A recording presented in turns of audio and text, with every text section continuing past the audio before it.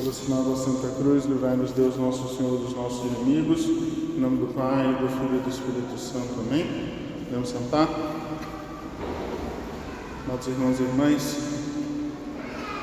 a carta de São Paulo aos Gálatas, que nós escutamos, faz aquela velha contraposição muito conhecida por nós entre o Espírito e a carne.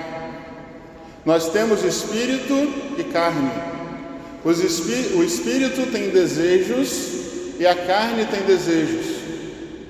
Os desejos do Espírito são contrários aos desejos da carne. E dentro de nós existe uma luta interior. Todo mundo já experimentou isso de alguma forma. Um combate, uma dualidade. Algo que existe em nós que muitas vezes faz com que nós com que nós façamos coisas que nós não gostaríamos de fazer. Ou seja, por um lado nós queremos, por outro nós não queremos. E uma coisa muito curiosa é que São Paulo chama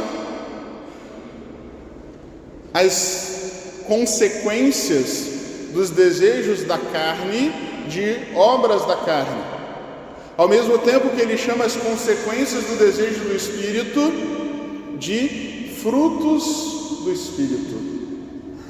Ele poderia muito bem falar de obras da carne e obras do Espírito. Poderia falar de frutos da carne e frutos do Espírito.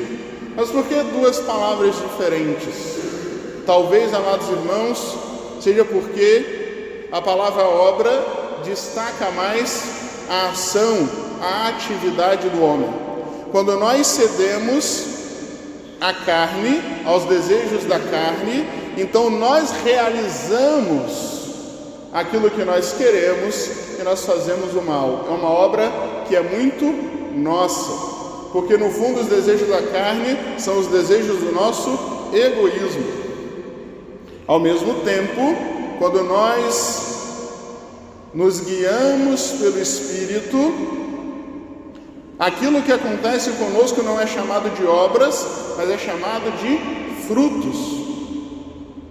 Porque não somos nós que realizamos, mas é o Espírito que realiza em nós as consequências dos desejos do Espírito. A carne é aquilo que existe em nós de ativo, o Espírito é aquilo que existe em nós de passivo. A carne é aquilo que nós realizamos. O Espírito é aquilo que nós permitimos que Deus realize em nós. É quando nós abrimos o nosso coração para a ação de Deus trabalhar o nosso interior. E essas obras da carne são várias, assim como são vários os frutos do Espírito. Nós nos acostumamos a pensar, vocês vão ver como é que é, todo mundo sabe disso. Quando nós falamos de carne, naturalmente nós associamos aquelas coisas referentes aos pecados de impureza. Não é assim? Quando a gente fala pecado da carne, todo mundo pensa automaticamente nos pecados de imoralidade, de impureza, contra a castidade. Só que se a gente pega a lista que São Paulo faz das obras da carne, nós vemos que tem muito mais ali. Ali tem pecados contra a temperança, por exemplo, a bebedeira, a glutonaria. Ali tem pecados diretamente contra Deus, como a idolatria, a feitiçaria. E ali tem pecados contra a paz, a mansidão, são os pecados de ira. E sobre esses que eu gostaria que nós nos concentrássemos um pouco hoje. Também são obras da carne os pecados relacionados à ira, que são discórdia, inimizades, facções, divisões. A gente sabe que diabo, a palavra diabo significa aquele que divide. Quando a gente para pensar, já que a gente está falando de obras da carne, qual foi a primeira grande obra da história humana? Foi a Torre de Babel. a grande obra da discórdia da humanidade. Quando a gente para pensar no segundo pecado, o pecado de Caim e Abel, foi um pecado de ira, o irmão que mata o outro a pauladas. A ira, amados irmãos, é algo de muito grave. Muitas vezes nós podemos cair na tentação de achar que basta que não sejamos impuros para sermos santos. O mundo de hoje é um mundo tão contaminado pela impureza, é um mundo tão contaminado pela sensualidade, que muitos católicos acreditam que é basicamente o único inimigo a ser vencido. Contanto que eu não veja nada de errado, contanto que eu não faça nada de errado contra a castidade, então está tudo bem. E a pessoa não para pensar na gravidade que é, muitas vezes, o falar mal do outro, o brigar, o xingar, o lutar contra aquelas pessoas que você deveria ter em paz com você. E é fácil que nós nos justifiquemos e que muitas vezes, nos nossos exames de consciência, a gente não pare para pensar que os pecados de ira são pecados contra a caridade. E por serem pecados contra a caridade, eles são mais graves do que os pecados de impureza. Porque eles atacam uma virtude que é muito maior que a virtude do próprio amor, a virtude teologal da caridade. E assim, amados irmãos, nós devemos nos atentar para que a gente não se deixe guiar por esse tipo de obra da carne. E o Evangelho hoje fala da providência. Claro que o Evangelho tem muito mais a nos dizer do que simplesmente nos avisar do cuidado que devemos ter com relação à ira. Mas se a gente joga para o âmbito prático, para o nosso dia a dia, nós sabemos muito bem, sobretudo na vida corrida, que o mundo moderno nos impõe, que uma das coisas que mais faz com que a gente perca a paciência, que mais faz com que a gente fique irado com raiva dos outros, são as preocupações que nós temos.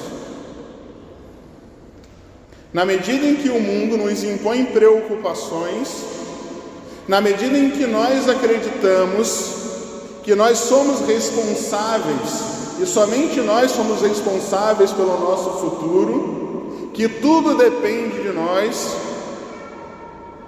isso vai gerando na nossa mente e na nossa alma um peso insuportável. E na medida em que nós estamos carregando um peso insuportável, nós temos menos capacidade de suportar os outros que também são pesados para nós. Como a Escritura fala muitas vezes, suportar uns aos outros. Mas como eu vou suportar o outro se eu não sou capaz de suportar a mim mesmo? E eu não sou capaz de suportar a mim mesmo porque eu deixei me sufocar pelos pesos da preocupação. E é por isso que nosso Senhor insiste. Olha como Deus conduz com sua providência a natureza. Olha os pássaros do céu. Olha os lírios do campo. Deus cuida dessas coisas que não têm valor. E Ele não vai deixar de cuidar de vós, homens de pouca fé. Não vos preocupeis com nada. Não é a primeira vez que a gente fala isso aqui. O católico, ele tem que viver ocupado e não preocupado. O que é estar ocupado? Estar ocupado é estar presente naquilo que eu estou fazendo naquele momento. Como é que a gente vive hoje? Muito preocupado e pouco ocupado. Porque eu faço as coisas com a cabeça no futuro que não existe, na imaginação. Eu preciso estar naquilo que eu faço.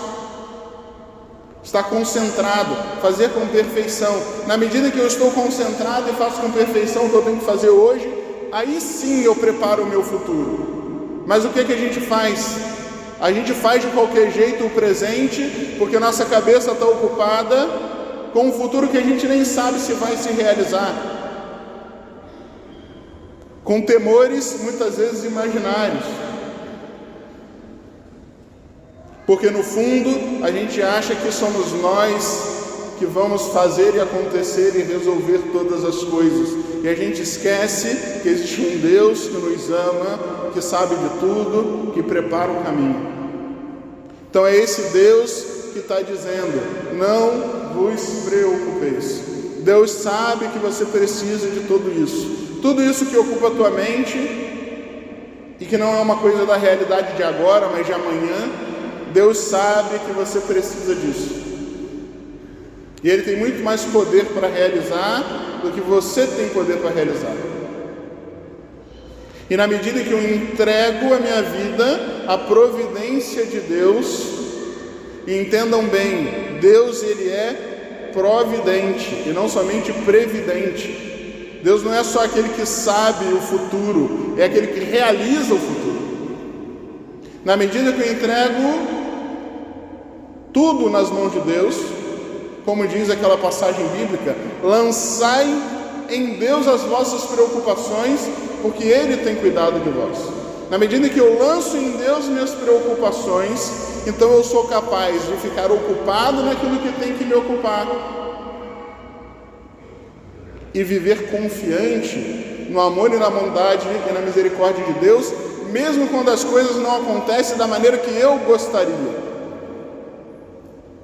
Porque os desejos do Espírito, eles concordam sempre com a vontade de Deus. E quanto mais nós confiamos na providência de Deus, menos nós somos suscetíveis aos desejos da carne. E hoje, especificamente, nós estamos falando, menos nós somos suscetíveis à ira, à raiva, à inveja, à discórdia. Porque se nós vivemos em paz com Deus, se nós vivemos em paz com o futuro, se nós vivemos em paz conosco mesmos, com mais facilidade nós viveremos em paz com os outros.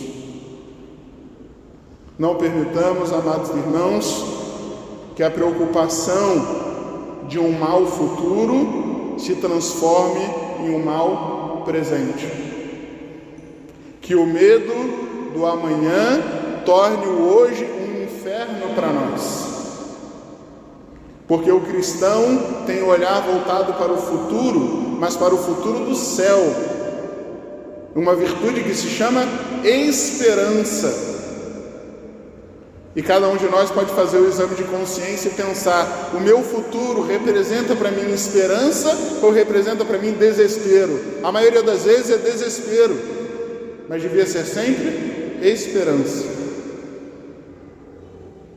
Vamos pedir à Virgem Imaculada, a Nossa Senhora, aquela que abriu seu coração a Deus, mesmo diante de revelações que a deveriam deixar muito preocupada, mesmo nos momentos mais difíceis, de fuga para o Egito, de perda do menino Jesus no templo, que ela nos ensina essa confiança inabalável na providência do Senhor, para que isso nos faça viver em paz e confiantes em Deus, para que isso não afete a nossa paz interior, para que nós sejamos capazes de viver em paz uns com os outros. Porque, como disse São Paulo, quem cede aos desejos da carne, e aqui não é só impureza, aqui também é ira, aqui também é raiva, não herdará o reino dos céus. A única preocupação com o nosso futuro tem que ser essa: herdar o reino dos céus. Em nome do Pai, e do Filho e do Espírito Santo. Amém.